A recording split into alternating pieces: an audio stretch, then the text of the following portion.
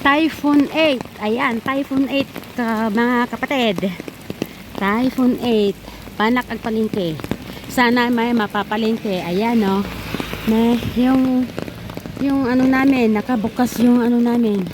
Suki namin dyan sa may ano, palengke naming maliit.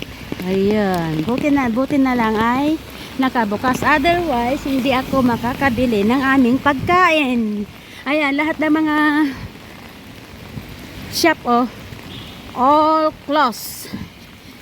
Puro close ang mga shop dito. Buti na lang yung palengke naming maliit, yung talipapa namin ay bukas. So ayan, meron akong mabibiling mga gulay kahit bumabagyo ng malakas. Yan, buti na lang nakabukas sila. Ayun, hindi na ako pupunta ng park and shop na sobrang mahal. Dito na ako sa palengke namin. Ayan o.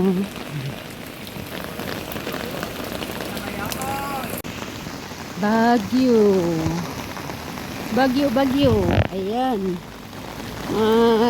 Pupunta muna ako doon sa sa may Wonky kung nakabukas. Kasi masyado akong nagagalak at bukas yon yung aking suking bilihan ng gulay na mura-mura.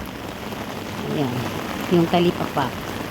Dito naman sa Wonky, titignan ko kung bukas.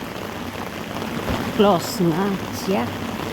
Close ang Wonky. Ayan, naka-ekas yung ano siya. Naka-ekas yung pintuan. Close. Nakasabing close. Close. Kasi nga, Typhoon 8. Bagyo, signal number 8. Kaya yan. Close. Ayan, naka-ekes. Ang mga open lang, ito lang Circle K. Ayan ang open.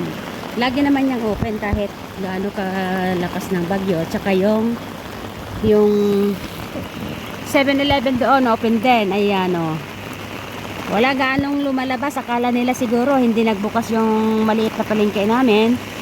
Ayan, napeke sila. Pero ako naman, sabi na amo baka daw masyadong malakas ang bagyo. Ako naman ay hindi naman natatakot. Kasi wala namang malalaking mga punong kahoy na babagsak sa aking ulo. Kaya ito, malakas ang loob kong lumabas. May pala nila namang lumalabas. Pati nga si Lolo lumabas hindi nga natakot. Lolo na siya. Ako nga hindi pa lola, hindi pa ako takot. Ayan, so ayan. Kahit paano, kaya ko namang mag-jaywalk. Ayan, kasi kahit walang pulis. Ayan. Tawid na tayo sa gitna ng bagyo. Tawid tayo. Ayan, lumalakas ang ulan guys. Lumalakas ang ulan. Ayan lumalakas ang ulan. Hindi ako takot. Hindi ako takot. Walang lumalabas yung mga mga kamartis ko dyan. Hindi sila lumabas. Medyo palakas ng ulan. Palakas ng ulan at yung mahangin na rin. So yan, kaya hindi na ako nag-cart. Ayan diba? Kaliligo ko nga pala. Kaliligo ko lang. Punta ako doon sa plaza. Titignan ko sa may bibilihin daw ako doon sa parking shop. Bili ako ng kiwi ni Amo.